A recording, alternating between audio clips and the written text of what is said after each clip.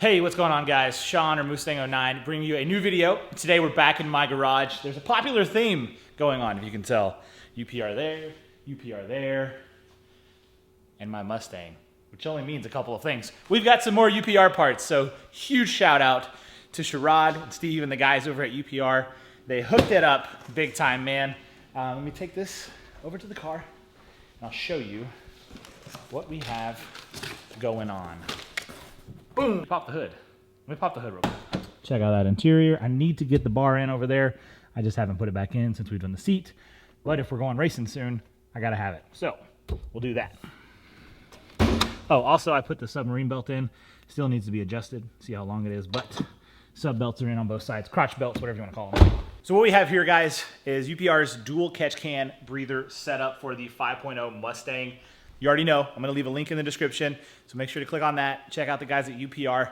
Huge shout out to them. They hooked it up fat down at TX2K. We've got some cool new mods on top of these that we've got to do.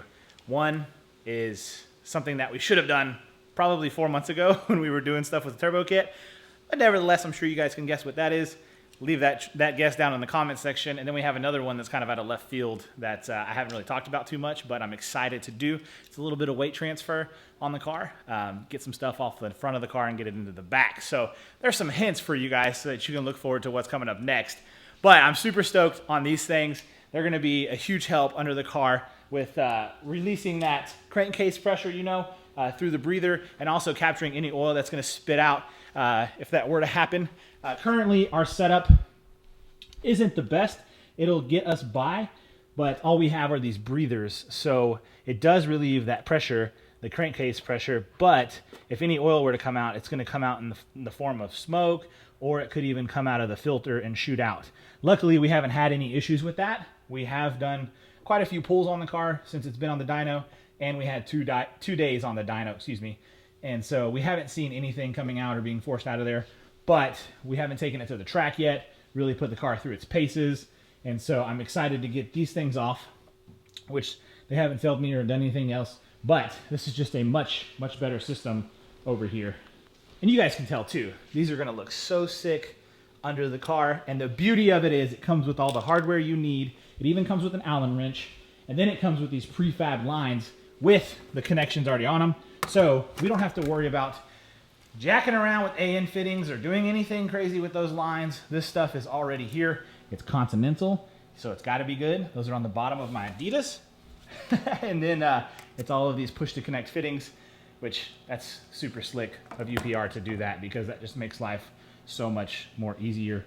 But enough jibber jabber. Let's get under the hood, take those breathers off, get these things on. Yeah. All I need to take off what's on the car is just a little Phillips head, loosen the worm gear up, or the worm clamp, hose clamp, whatever you want to call it.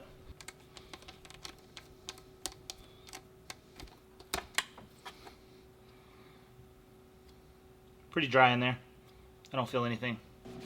Gotta love the American UPR sticker. I need to find a good spot for that. But we're here for the instructions. It is super easy. UPR makes it very clear on here, but I'm gonna follow these to a T so we don't have any issues. We can get this thing on the car. Okay guys, the first step on mounting the driver's side is you find this tab on the strut tower here, and you have a bolt that they provide you. We need to drill a hole in this so that we can mount it to there. First thing we're gonna do is obviously hit it with a little punch, put a dent in it, and then we'll start with a small bit and work our way up to the larger one until we get the size we need. Actually, I need to get the arm and see how far over it'll reach. I would hate to put the hole too far on that tab and then this little arm right here not reach it. So that arm can reach pretty much anywhere on there. So if we just go dead center of that, we'll be fine and have a good spot for this. I'm gonna put this crummy old microfiber towel. I'm gonna put this crummy old microfiber towel down to catch any of the metal shavings that may fall off of here. We don't want those flinging around all over here, so these things pick up everything.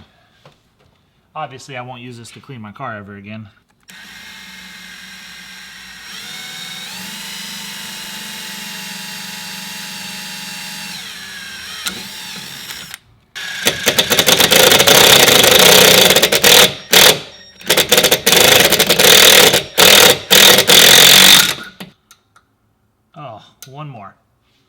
probably could have told you guys it'd have been 1/4 of an inch, but oh well, I think it's what it is.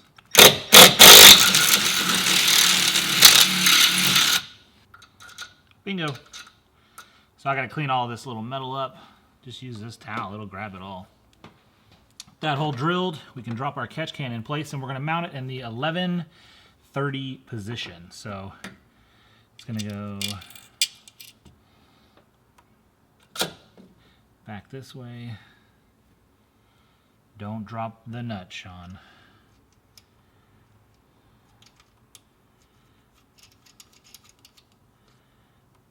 Okie dokie. 11 mil socket. The supplied Allen key.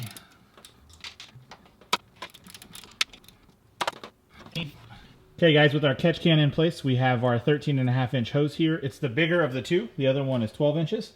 So we will mount this in place. See if we can do it one-handed. Oh. Alrighty guys, there we go. It's on. I was able to do it one-handed. Filming wasn't the best, so I apologize, but we got the thing on right there.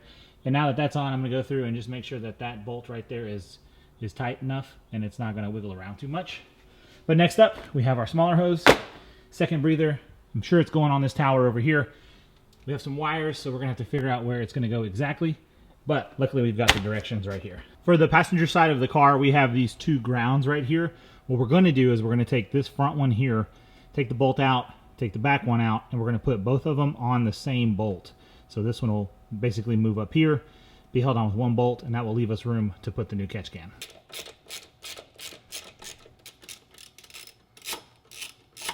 Obviously, you guys can tell this thing has the little ear on it, this tag here. We're just going to flatten that out with a pair of pliers so that it'll sit nicely on top of that other one. And we'll bolt it down real quick, and that'll give us the room we need.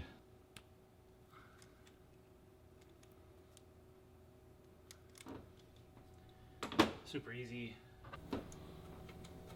Dude, I'm doing it one-handed. That's how easy this kit is. So now we have a spot right there for our bolt. Alrighty guys, so this one is on. It fought me a little more than it's probably going to fight you guys because my fuse box is relocated over, which makes this cable here super tight, super in the way. So I was able to get it, but yours is probably going to go on a little smoother than mine. But now it's time to hook up the final hose. That's it for the UPR dual catch cam breather install. Very, very straightforward.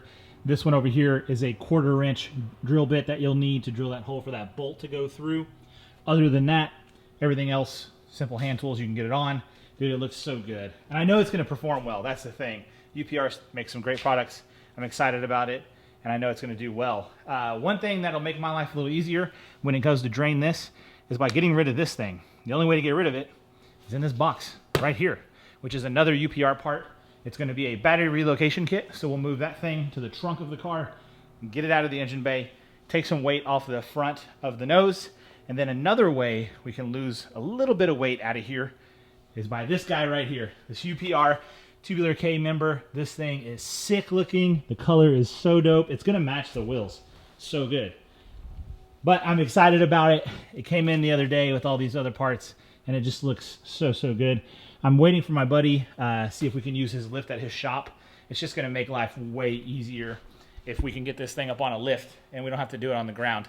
I think I've proven to you guys enough that we're willing to work on the floor if we have to, but like any guy would, if you have access to a lift, totally worth it, and I'm going to take them up on that offer. So we're going to try and do that really, really soon. I don't believe we'll be able to get that K member on before we go racing, which is kind of unfortunate, but it'll be all right. No big deal. I'm excited to get this thing to the track. This quarantine has delayed the track's opening, which has kind of been in my favor because this took a little bit longer to finish up than I wanted. So the timing's actually working out really well. I race at Texas Motorplex. It's in Ennis. It's a 1/4 mile track, and they're having their first event this coming up weekend, and I'm going to take advantage of that on Saturday, I think it is. So they have slicks in the morning, and then it's open test and tune all night. So I could really be there all day if I wanted to. Chase and the boys are going to come out. We're going to have a good time, and I'm just excited, man. I'm excited to race my baby again, take it out to the track, and bring you guys more racing videos. I know that's content you want, but this thing is looking super good.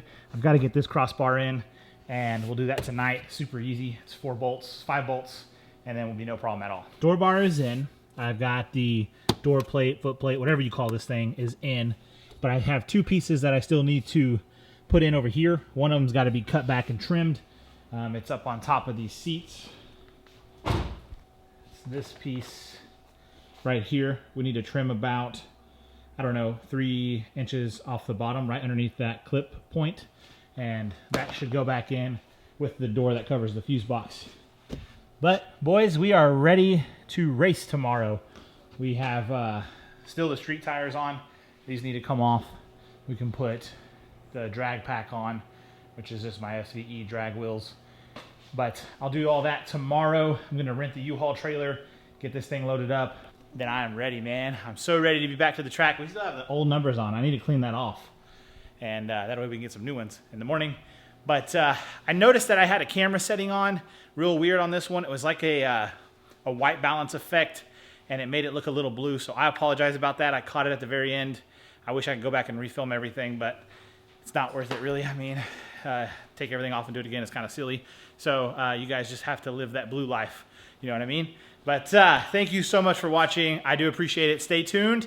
We're going to take this thing racing. Obviously, we've got some more UPR parts to install. So huge shout out to the guys from UPR. And don't make fun of me if you see me wearing a UPR shirt tomorrow. It's going to be my track shirt, boy. I'm wearing that. I'm excited. Oh, I forgot. We have the Simpson harness now. So it's like a Hans device. It's just a little bit different. It's their hybrid sport one.